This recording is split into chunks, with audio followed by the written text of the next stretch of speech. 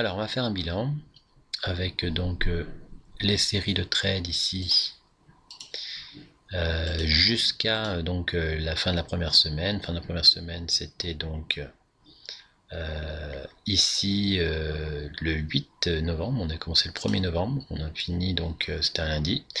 Et le lundi, il y avait aussi ces deux trades là. Mais ce qui nous intéressait, c'est surtout ce qu'il y a avant, toute la première semaine, du lundi au vendredi. Afin de mieux comprendre ce qui s'est passé, puisque en fait c'est toute cette série là qui a mis le compte en difficulté, puisqu'on est descendu proche des 90 000 à 93 300, 93 312, et c'est à partir de ce moment là, on était même descendu à 92 759, c'est à partir de ce moment là que c'est devenu très difficile, puisqu'effectivement quand on est comme ça sur un challenge FTMO, effectivement, si on arrive proche de la fin, ça devient très très compliqué. Donc pour voir si on pouvait empêcher cette chute, il faut voir ce qui s'est passé, notamment après le gros gain là, qui était donc de là à là, qui avait permis de passer en positif. Pourquoi ça descend comme ça? On a vu que c'était parce que là, le trader voulait le gros gain. Il faut, dans une phase négative, essayer de se donner des respirations et prendre du gain. Un gain suffisant pour effectivement souffler, c'est-à-dire au moins l'équivalent d'un stop ou d'un petit gain, donc ça peut être la moitié d'un stop jusqu'à les définitions des petits gains. Donc prendre au moins l'équivalent d'un stop, prendre à moitié de stop aussi c'est possible, mais souvent on se fixe vers le stop et un peu plus. Et puis du moyen gain. Le moyen gain dès que c'est possible. Donc dans ces cas-là, qu'est-ce qui s'est passé pendant cette descente? On va regarder ça plus en détail. Donc on va reprendre les trades. Les deux premiers trades là sont sur ce graphique ici. Un trade avec la flèche bleue ici, perte ici. C'est remonté, perte directe, et pas de possibilité de prendre de gain du tout. Et effectivement ensuite une perte toute petite, parce que une entrée émotionnelle, une fois que le cas a été invalidé, une entrée émotionnelle, tout de suite on arrête donc de rentrer, de racheter pour des mauvaises raisons, effectivement, refermer immédiatement une fois prévenu qu'il ne fallait pas effectivement réaliser un trade émotionnel ici. Donc c'était pas une perte excessive. On prenait des stops de 1000 euros, les stops étaient un peu au départ un petit peu rehaussés, de une centaine d'euros à peu près. On voit ici 1126. Alors il y a les frais, mais même avec les frais, surtout quand on prend un trade qui se termine vite, qu'il n'y a pas eu de swap, donc ça va être plutôt moins 1000, 1050, ça serait plus approprié. Ensuite, il y a eu un autre trade où vous voyez que c'est descendu tout de suite, il n'y a pas eu de passage vraiment positif, pas possible de faire grand chose. Donc 3 trades au total. Encore un autre qui effectivement est parti de là, a permis de faire un petit passage positif. Ah oui, donc là il y avait quand même possibilité de prendre un petit, mais moins qu'un stop, donc c'était difficile d'envisager de prendre le gain, c'est possible, mais c'est bien qu'il y ait au moins un stop, parfois. Un demi-stop, c'est bien aussi. Et là, donc, il y a eu le gain ensuite, le gros gain. Donc, si on regarde sur la courbe d'évolution, donc le gros gain, on voit qu'effectivement, il y avait l'objectif du challenge largement, si on avait su que la progression perdurerait comme ceci. Donc, si on revient, on voit qu'effectivement, jusqu'au gros gain qui se trouve ici, 4284,58, donc il n'y a pas eu beaucoup de possibilités de s'en sortir par des petits gains. Voilà, puis le gros gain arrive, mais là le gros gain est monté tellement d'un coup que c'était assez facile de tenir, et c'est des trades comme ça qu'il faut attendre pour vraiment pouvoir tenir un trade quand on est en phase négative. Tenir un trade, c'est quand même difficile quand il perdure. Par contre, s'il part vraiment tout droit d'un coup comme ça, et ben c'est le moyen le plus simple pour réussir à tenir un trade longtemps. Sauf que en phase négative, il faut essayer de prendre du gain plus vite. Et cette idée de vouloir tenir un trade pour tout récupérer d'un coup, ça peut poser problème. Pas de possibilité de prendre de gain dans les premières pertes qui ont été assez directes. Et finalement arrivent les trades suivants. Donc les deux suivants sont des pertes. Donc là, c'était pas possible de prendre du gain directement. Et là aussi, directement stoppé pour pas grand chose. Après, ça partait très très fort. Voilà, donc jusqu'à effectivement, j'avais mis ce carré comme point de repère. Donc c'est à partir de là, voilà. C'est ce carré jaune. C'est à partir de là que ça devenait intéressant. Donc là, de nouveau des pertes. Donc on en est là. 1, 2 pertes. Une, 2 pertes. 2 pertes. Et puis il y a celle-ci. La troisième. Qui fait arriver à 97 706. Donc on regarde ça. Donc 900,53 € de perte, avec un achat ici, une remontée vers les 500-600 €, et puis une rebaisse stoppée. Voilà, donc ça a échoué. Donc il y avait quand même 500 € à prendre, mais effectivement, c'est pas toujours évident de se décider à prendre 500 €. On a toujours tendance à se fixer à l'équivalent du stop, donc 1000, mais on n'a pas atteint 1000. Donc là, c'était difficile de prendre du gain. Ici, donc, achat ici, stop d'origine ici. On a fait 500 et retour sur le prix. Donc même si vous preniez 500, possibilité de re-rentrer ici au prix et de reprendre 500. Même si toujours mieux de profiter des premières vagues, une fois qu'on a pris le gain, passer à un autre cas. C'est toujours mieux de faire ça parce que comme ça on profite de la première vague qui est quand même plus probable souvent, mais c'est pas forcément une mauvaise idée des fois de se repositionner, faut pas le faire tout le temps. Et ensuite on arrive vers des trades un peu plus avec plus de possibilités. Donc un trade effectivement, donc c'était celui voilà, donc c'est ces deux trades là. Celui-ci c'était difficile, ensuite c'est ces deux trades là, voilà. Donc c'était le 1084, il m'en manque un, c'est le 1001. Ah, il m'en manque un, donc le 1000. Bon, on va considérer qu'il n'y avait pas possibilité de prendre de gain sur celui-ci non plus, mais on l'a pas dans le, je l'ai pas dans la, il a dû manquer. Voilà. Mais effectivement, donc là, pas possibilité de prendre de gain, on va dire. Mais bon, peu importe. Arrive ici la phase où les trades commencent à partir un certain temps, voilà. Donc ici, c'est un trade qui a été pyramidé, un achat, un deuxième achat. On voit ici, un achat, un deuxième achat ici. Et on s'aperçoit que sur ce trade, eh bien, la première progression, le stop était ici, a permis d'atteindre quand même ce plus haut là qui était à 2000 et qui commençait à devenir intéressant parce que sur un plus haut comme ça, effectivement, il y a des risques de retournement. Donc 2000, c'eût été intéressant de les prendre. 1000, c'était ici.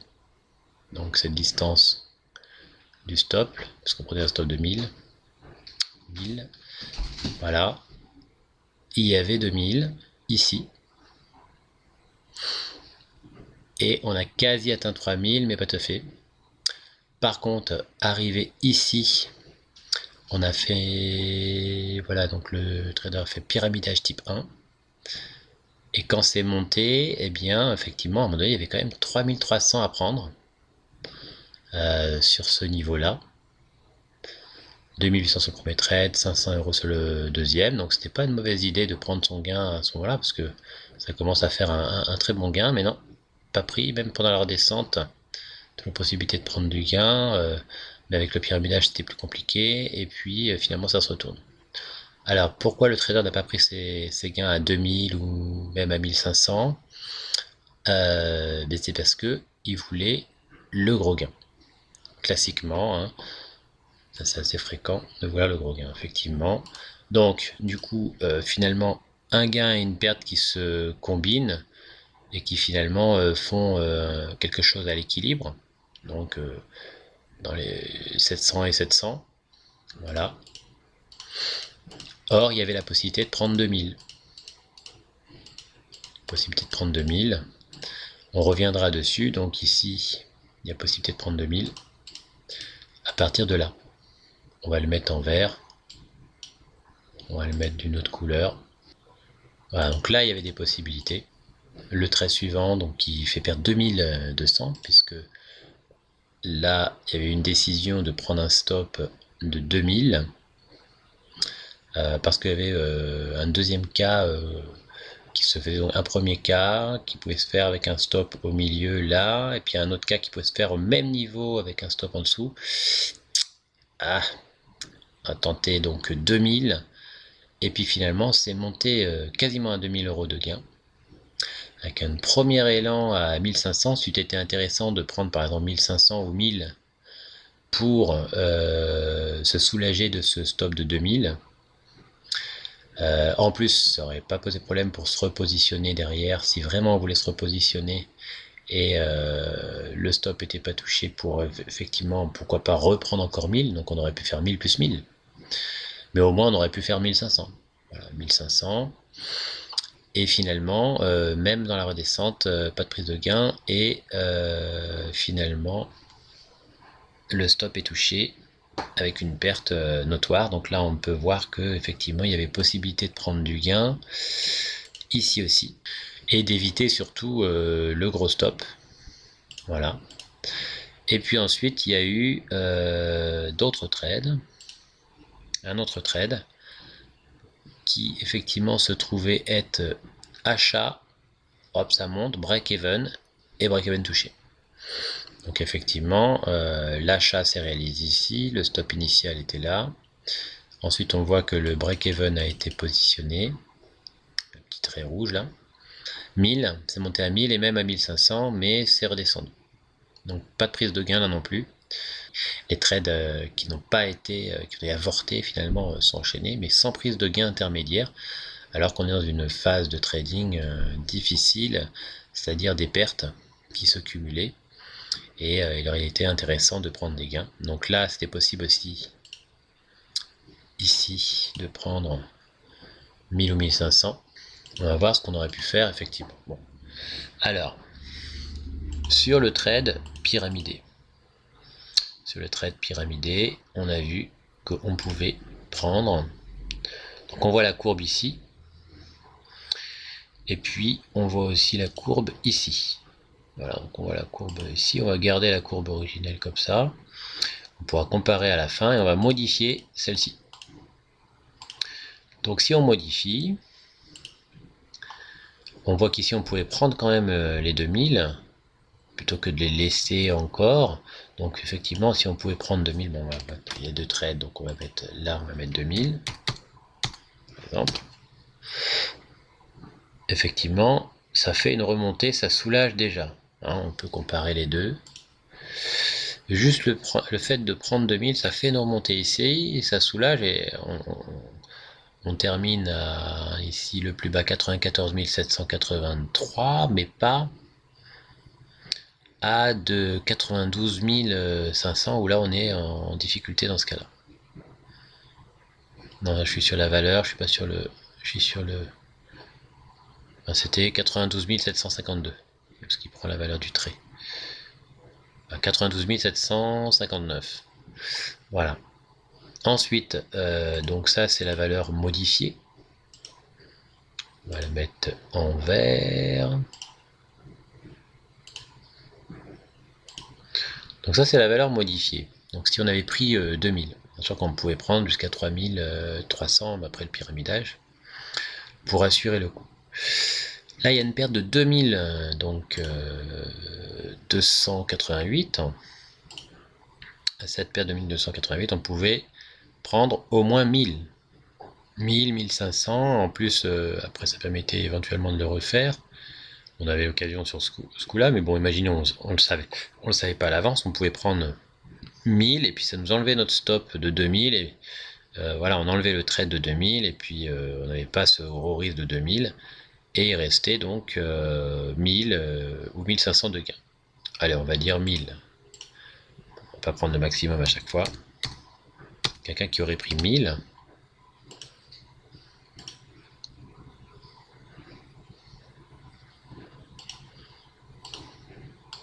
Voilà.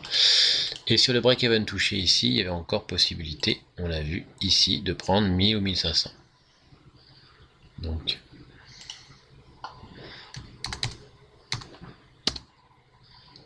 voilà. Quelqu'un qui aurait pris 1500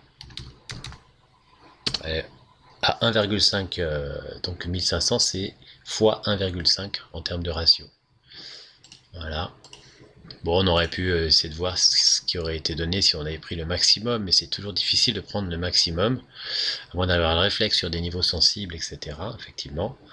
Voilà. Mais bon, effectivement, bah là, il y avait possibilité de faire quelque chose, parce que même si on avait réussi sur le trade précédent à prendre les 1500, hein, par exemple, bah, quand c'est remonté pas loin des 2000 et que ça commence à redescendre, là c'était possible de prendre 1500. Donc effectivement, on aurait pu prendre 1500 aussi. C'était pas impossible. Notamment quand on franchit, vous voyez, ce plus haut là. Ce plus haut, dès qu'on arrive sur un plus haut, c'est sensible. Donc on a tenu, ça redescend, ça revient, on a eu notre émotion, ça revient, on a la possibilité de prendre. Le problème c'est de se dire que ça va toujours partir très fort et qu'on risque de le rater. Voilà. Enfin, quoi qu'il en soit, même en prenant pas le max à chaque fois, il y a possibilité de revenir quand même en positif et donc de finir la semaine. Non pas à 92 752, même s'il y a eu un petit gain, voilà, 93 300, mais de finir en positif, donc à 100 627. Donc vous voyez, ça ne joue pas forcément à grand chose. D'un autre côté, c'est le FTMO, il y a un risque plus élevé parce que on n'a pas le droit de perdre 10 000, mais il faut faire 10 000. Ça veut dire qu'il faut faire 100% sur ce qu'on n'a pas le droit de perdre. Et c'est ce qu'on n'a pas le droit de perdre qui est important, hein, puisque quand vous avez chez vous 10 000, vous n'avez pas le droit de les perdre, sinon vous ne pouvez plus trader. Et ben, c'est la même chose. Donc là, on n'a pas le droit de perdre 10 000, donc sinon on ne peut plus trader. Donc ça veut dire que effectivement, refaire 10 000 par-dessus, ça veut dire faire 100%. 100% en 30 jours. Donc ça laisse très peu de temps pour faire une performance notoire. Si vous laissez la courbe, comme on voit, descendre, descendre, descendre, descendre, sans laisser des respirations, vous allez être très vite en difficulté. Donc c'est pour ça qu'il faut faire attention. Faire attention à ça. Donc, sur les résultats ici, on le voit très bien. C'était où? C'était là. Donc là, il y avait 2000, même 2500. Vous pouvez prendre les 2500. C'est pas impossible. Donc quelqu'un qui aurait pris 2500 ou qui aurait pris 3300, il irait encore plus haut. Hein, à mon avis, il y avait 3300. Effectivement, ça aide encore. Hein. Voilà. Mais bon, on a mis, prenez 2000. Voilà, c'est déjà pas mal. Voilà, et puis si vous arrondissez un stop, comme souvent peut-être vous allez peut-être, voilà, ou même à 1250, je sais pas, et la 1000, voilà, pour faire une petite moyenne, on revient au point de départ. Déjà, là, finir la semaine au point de départ, c'est pas mal aussi. Voilà. Voilà, donc c'était possible, c'était pas impossible, mais il faut avoir des réactions, il faut avoir des habitudes de prendre du gain quand vous êtes en difficulté, récupérer l'équivalent de 2 stops, donc 2000, et puis tenir quand même, voilà, alors que si on est stoppé, ça oblige à descendre encore d'un cran, parce qu'on serait à 97 600, donc c'était pas là, c'était, oui c'était avant, ça c'était les pertes cumulées depuis le gros gain. Donc le gros gain était là. 1, 2, 3, 4, 5 pertes d'affilée. 1, 2, 3, 4, 5 pertes d'affilée. C'est le moment quand même de prendre du gain. Sans trop hésiter. Voilà. Donc si vous avez réussi à tenir jusqu'à 2000, il ne faut pas hésiter à le prendre. Si vous avez pris 1000 simplement, et ben, ça soulage quand même.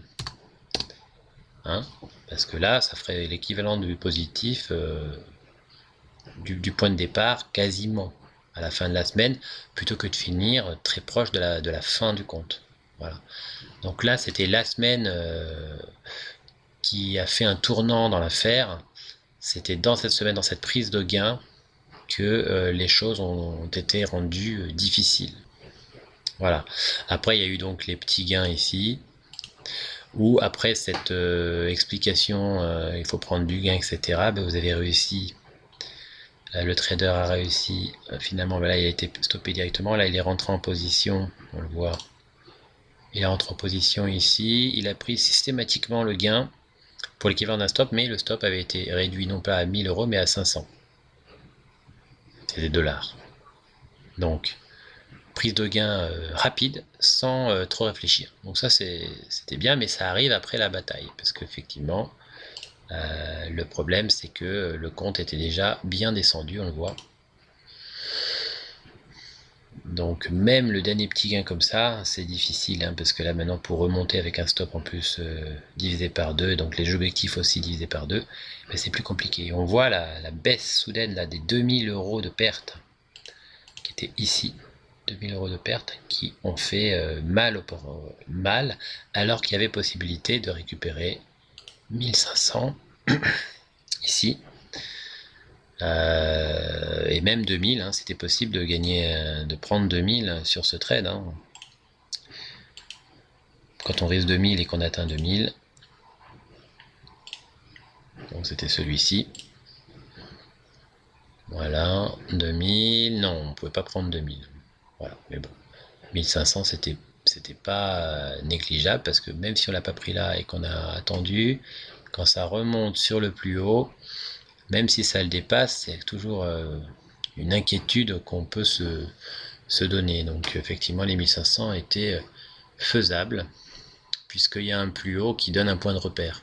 Il faut essayer de trouver des points de repère sur les endroits qui pourraient être sensibles.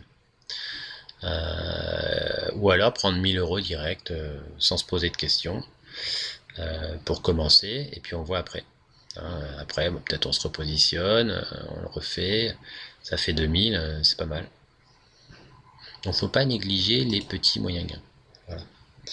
Donc si on compare les courbes d'évolution, il y avait possibilité de finir la première semaine en positif, ou si on n'a pas pris le maximum, pas loin finalement du point de départ, quoi. Hein. Et finalement ça laissait couler. Alors en essayant d'avoir le gros gain, en laissant couler, sur un compte normal qui n'est pas le FTMO, où on prend un stop adapté à ce que l'on doit risquer. Bon, par exemple, là, on n'a pas le droit de perdre 10 000. Si on traite 10 000, si on prend 3% du stop ou 2% du stop, on va avoir effectivement 300 euros de stop. C'est quand même plus léger, donc on va s'en sortir, même s'il y aura des gros drawdowns, mais c'est toujours intéressant de limiter les gros drawdowns, les séries de pertes consécutives. Quand on a possibilité de couper ça, faut donner des respirations, sinon on voit la différence. Et là, le compte était déjà quasi grillé.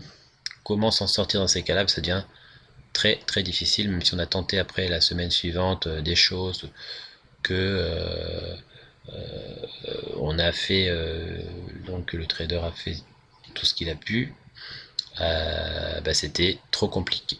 Voilà. Donc là, c'était trop compliqué. Et c'est cette première semaine qui a été décisive.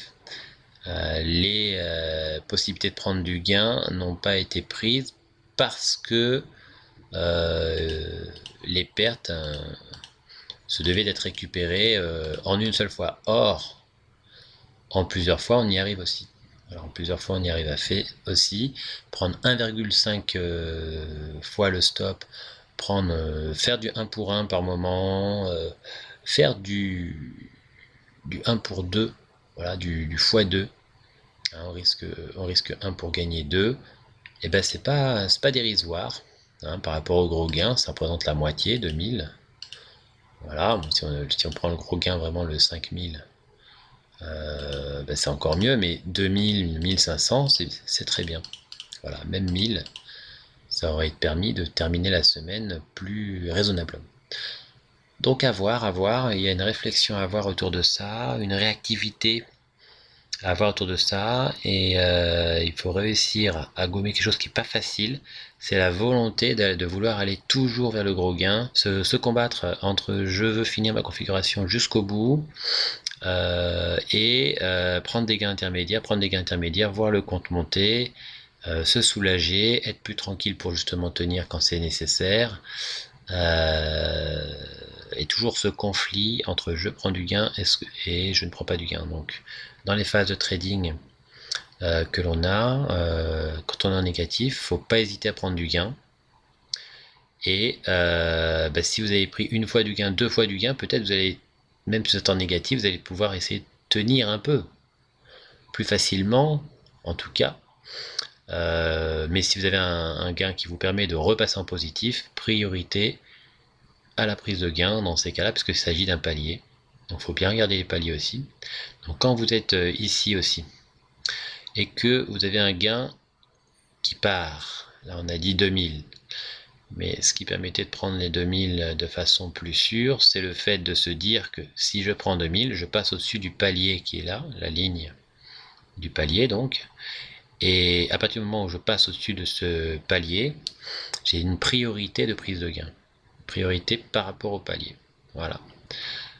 Ensuite, le fait de prendre le gain de 1500 ici, qui permet d'arriver à 99 120, bah, c'est parce qu'on s'approche du point de départ et parce qu'on a besoin de gains aussi. Ça soulage pas mal puisqu'on se rapproche vraiment du point de départ. Voilà. Puis le suivant, bah, c'est celui qui permet d'atteindre effectivement les 10 000. Donc sur le suivant, si vous prenez 1000, eh ben c'est suffisant. C'est suffisant parce que vous voyez, ça permet de revenir au point de départ. Mais si vraiment vous arrivez à prendre 1500, pourquoi pas le prendre à ce moment-là si vous avez tenu. Mais le problème, c'est que ça vous risque que ça redescende et que vous allez stopper. Si vous êtes stoppé, c'est pas la même chose. Parce qu'effectivement, si ça redescend et que vous perdez finalement les 1000 du stop, eh ben c'est pas la même chose. Voilà. Donc 1500, on passe les paliers. Donc faut penser au palier. On atteint un palier. Bon allez, je prends mon gain, j'atteins un palier. Voilà. Effectivement, après, si le trade part très fort comme celui-ci, eh bien, dans ce cas-là, on en profite. On profite, on surveille un peu, mais on essaie, si ça se retourne, de faire attention, hein, parce qu'il faut peut-être prendre du gain. Voilà. Effectivement, s'il n'y avait pas eu le gros gain et que vous aviez pris que 2000, parce que vous avez voulu prendre vite votre gain, ça aurait décalé les choses, mais on s'en sortait bien en prenant les prises de gain derrière, alors que s'il n'y avait pas eu cette prise de gain, ben, vous auriez été beaucoup plus en difficulté. Donc c'est assez tendu. Il faut saisir les opportunités de prendre de gains quand on est en négatif. Il ne faut pas hésiter. Si vous prenez du gain une fois, peut-être après vous tiendrez plus facilement. Mais voilà, si vous prenez les 2000 et puis qu'après vous dites bah, vous tenez puis finalement ça échoue, bon, au moins vous avez quand même réduit la donne. Hein, si vous avez eu 0 ici, vous n'avez pas pris du gain sur le suivant parce que vous vouliez tenir quand même. C'est pas facile de tenir, mais effectivement, si vous prenez 1000, vous vous rapprochez quand même bien du point de départ, donc il ne faut pas hésiter. Et là, donc si c'est pas fait, effectivement, bah, ça réduit la statistique. Si vous êtes le tenir et que ça échoue, le prochain coup, vous pouvez prendre du gain parce que c'est sûr que vous venez déjà le tenter. Autre élément qui vous permet de vous dire qu'il faut prendre du gain, c'est effectivement les proportions des trades. Est-ce que j'ai le droit de, la plupart du temps, ne faire que tenir pour le gros gain? Non. La priorité, c'est plus souvent, on prend du petit, du moyen gain. Et puis, le reste du temps, on essaye dans quelques trades de tenir. Voilà. Donc, c'est là la difficulté, c'est que il faut paramétrer tout ça, il faut un peu d'expérience. Et ça viendra en se mettant à se confronter à tout ça. Les challenges sont très formateurs pour ça. Donc ça permet de faire la différence et c'est l'expérience qui va permettre de voir cette différence. Donc les points clés, les niveaux sensibles, les paliers qui permettent de décider de prendre le gain. Effectivement, avant de faire un trade, regardez de combien vous avez besoin pour atteindre le prochain palier. Ici c'était 97 500. En prenant 2000, vous passez à 97 620. Vous voyez, 97 620, c'est donc au-dessus des 97 500. Il ne faut pas hésiter à prendre son gain dans ce cas-là. Quand vous êtes là et que vous faites un trade, bon, on arrive au palier des 100 000. Il ne faut pas hésiter à prendre, ça fait une augmentation de capital significative. Voilà, même si là on a décidé de prendre 1500, c'est un peu plus. Si vous attendez un peu trop, c'est au risque que ça se retourne aussi. Donc il faut être méticuleux, très prudent finalement, très prudent. Voilà.